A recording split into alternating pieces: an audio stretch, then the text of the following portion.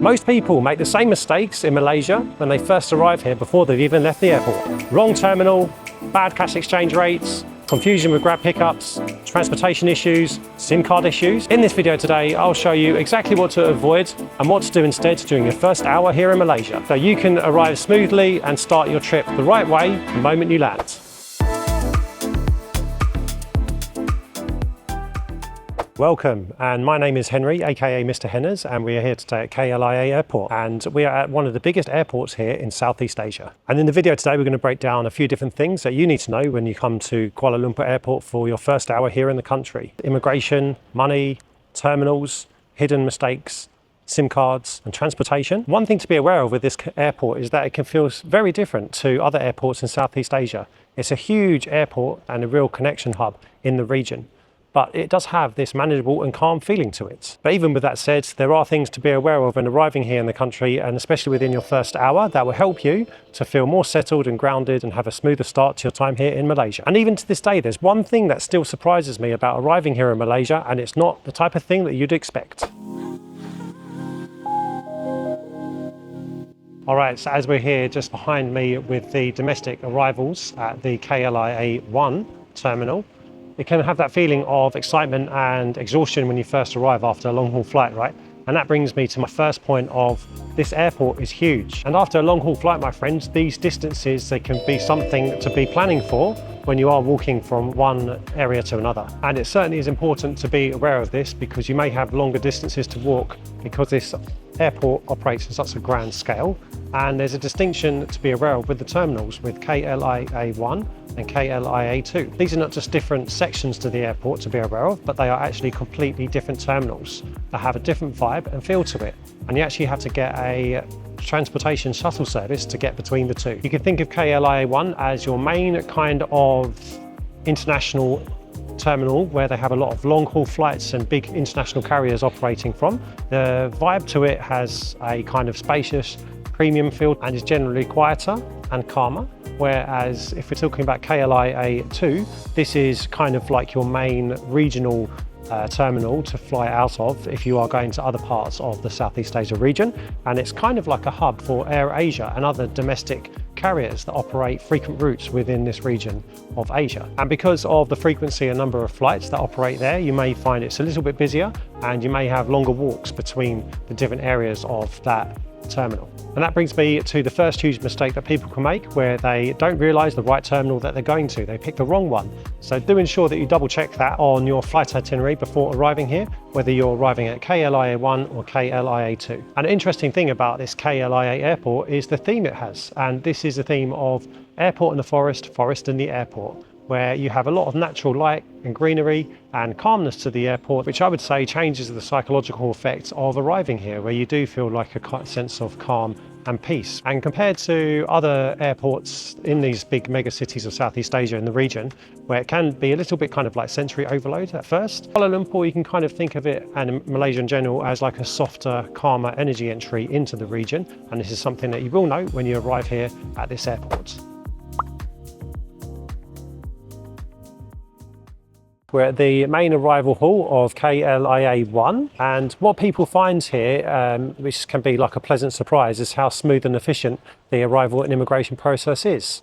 But that's only if you come prepared and organised. And in 2026, the main thing that people may miss now, in terms of forgetting things to do beforehand, is the Malaysia Digital Arrival Card, also known as the MDAC. Most foreign visitors are required to fill this in, and you can fill it in within 3 days of your arrival within the country. If you do forget your MDAC at major entry points like KLIA Airport, then you may be able to fill it in when you arrive via a QR code or a link if you're able to connect to the Wi-Fi. There may be variances with that, and it's not 100% guaranteed in terms of if it's going to be available at the entry point that you come into. So my advice here is to make sure that you definitely just get this done.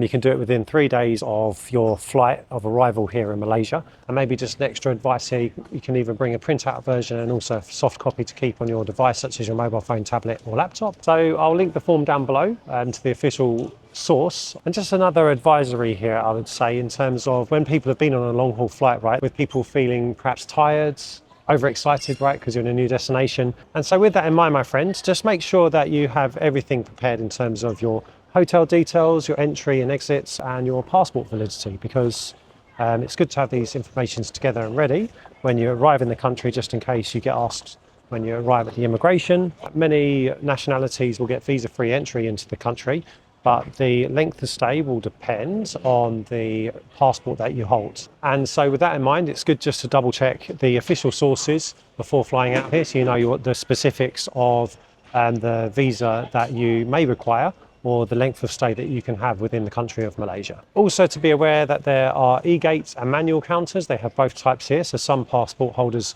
may be able to go directly through the e-gates. Other passport holders may need to go through the manual checks. First time arrivals may need manual screening first. The queue times will vary depending on the day and time of arrival when you come here. And most people clear immigration feeling relieved, right? But honestly, my friend, I would say that the decisions that cost travellers the most time and money happen in the first 10 to 15 minutes of clearing immigration, and these are the parts that nobody really prepares you for. Okay, so just making my way up, and we've got arrivals over here. This is where you'll come through when you arrive through the immigration into Malaysia. And that got me thinking about when people first arrive after a long haul flight, you kind of go into auto mode, so to speak, of thinking, I need cash, I need internet, and I need convenience. And the airport, it certainly gives you that. It is definitely convenience first. And once you come through the arrivals part, you'll see a lot of different options in terms of like SIM cards and transport, money exchange, and you can utilize these services the moment you arrive in Malaysia. But as with anything in life, right, convenience comes with a certain price point. And if you're willing to pay a little bit more, then that's fine. But there are some little tips and hints that you can be aware of when you first come here in your first hour of arriving in the country. So you may want to, and this is the first tip here, exchange a little bit of money to start with at the airport. And that will help you with some small purchases to get you started in the country. You can think about things like buying food and drinks, transportation, and these type of things. And then you may want to hold off exchanging such a large amount of foreign currency into Malaysian ringgit and wait until you get into the city, because then you can shop around for different exchange rates at different places that offer that type of service, and then exchange that larger amount there and then. And also using the local ATM machines here are an option that you can use and consider as well. Main banks here such as Maybank and CIMB, where you can use their ATM services and withdraw money from those ATMs using your foreign bank card. But as usual, in foreign countries, there will be some additional charges to be aware of. And you may want to also consider not withdrawing small amounts here or there, because those charges may add up. So you may want to do kind of like more sizable withdrawals as you kind of progress through your trip here in Malaysia. With regards to the currency that you choose to withdraw with, is to select kind of like use the local currency option rather than home currency option, so to speak, because that way you'll get a better rate generally rather than using the foreign currency rate that your home bank uses, right? Yeah, and in Malaysia as well, generally, it's very friendly here in terms of using MasterCard and Visa card options, and even Apple Pay works really well here. But if you are going to kind of more local options, maybe places that offer local food and drink options, and maybe within the markets and those type of places, you may want to carry some cash with you, because again, that will help with small expenses here or there throughout your trip. And so one thing you can do here from early on is keep those small ringgit note denominations from the get-go, from purchases such as train tickets, purchases from convenience stores,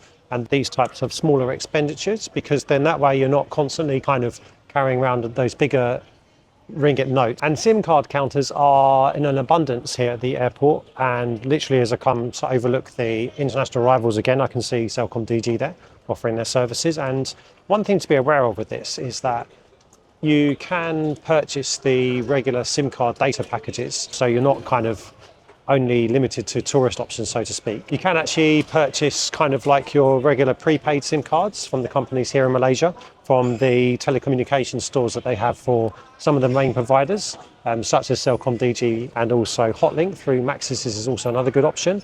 And there are some other options as well. I think it's U-Mobile, also another one that you may want to consider. And you can also buy these prepaid SIM cards from convenience stores such as My News, 7-Eleven and other types of convenience stores. But just be aware, I don't know if this is like a general thing in Malaysia, but one thing I found was I purchased a SIM card initially from a convenience store, and then I wasn't able to receive an OTP from an international number.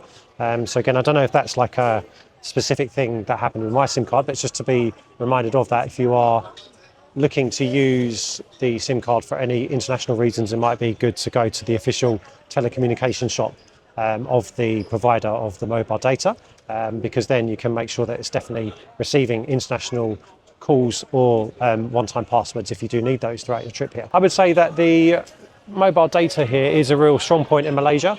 If you do want the convenience, you can just go straight to the mobile data services. So just pan the camera around, and just behind me there is Celcom DG. You can go to these mobile data stores and go along, show them your passport, and as usual at the airport, the staff will be really helpful in getting the SIM card activated and set up for you. But if you do want to save a little bit of money, because it may be more cost effective if you go into the city and get a SIM card registered through either the telecommunications shop or one of the convenience stores.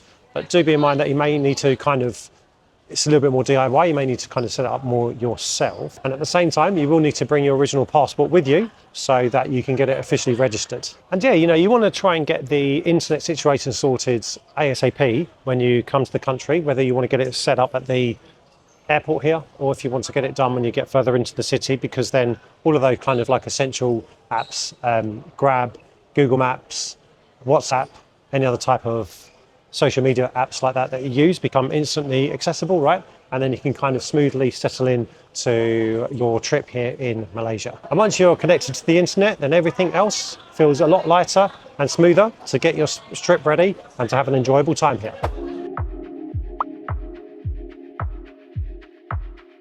And one key important point here to be aware of is, and this can catch people off guard when they first arrive at the airport, is that the pickup point for e-hailing apps such as Bolt and Grab are not directly by arrivals. You actually have to come down to level 1 to find the e-hailing pickup points. But not to worry, you'll see many signs on the way down to here by the main arrivals hall, where it will direct you to the point to go for the e-hailing pickup. You can even pre-book your pickup from that point once you have comfortably reached this destination. So it's up to you how you want to arrange that.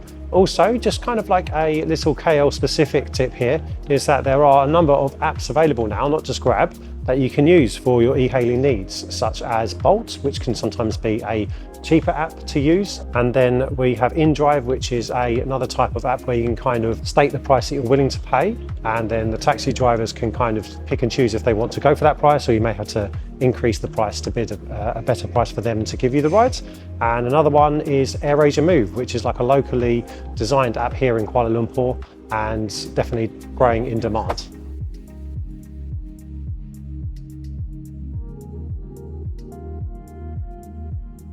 The thing that really surprises me still to this day about arriving back in Malaysia and in Kuala Lumpur is kind of how steady and calm it feels when you first arrive back here. And I think that when people first arrive here, they may kind of assume that they're going to arrive somewhere that is perhaps chaotic, energizing, and a place that has a certain level of vibrancy to it, similarly to how it feels when you arrive at other big city destinations throughout the region of Southeast Asia. But KLIA Airport, my friend, provides almost the opposite feeling. It's organised, fairly efficient, spacious, well connected to the city centre. And I would say that Malaysia in general, when you first arrive here, it feels like Southeast Asia, but with softer edges. There's kind of like enough stimulation and things going on to feel that you're still definitely within the Southeast Asian region. But on the same side, there is this level of organisation, efficiency, and also English is very widely spoken here, and things, they feel efficient when you arrive here and also continue your journey into the country.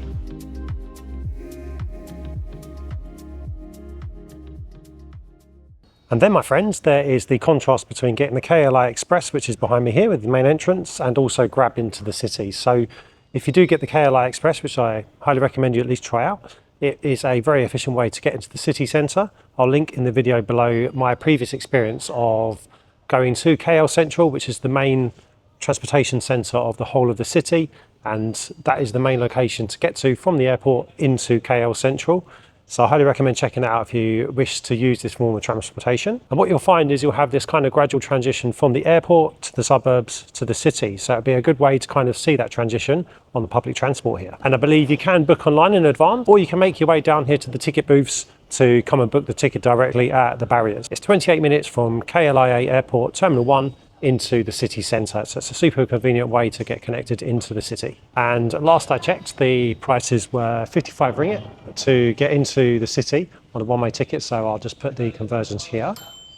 And yeah, it's like an efficient and well-organised way to get into the city, and it can be a really good way to start your experience here within your first hour of being in Malaysia. And maybe it's small reasons like this that people end up spending longer periods of time in Malaysia than they originally planned to, because it doesn't really kind of overwhelm you, so to speak, to begin with. But it's this place that you can kind of stabilise and set a routine, whether you are thinking about, you know, maybe even moving here long term, but also as a tourist, being able to see all of the great sights and experience the culture here within this magnificent country.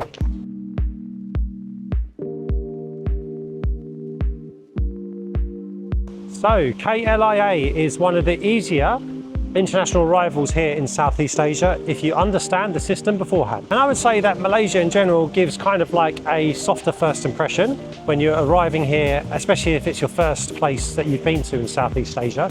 It has a calmer, organised and softer feel to it. But the first hour, it still matters. Wrong terminal, no MDAC, no internet, transportation confusion.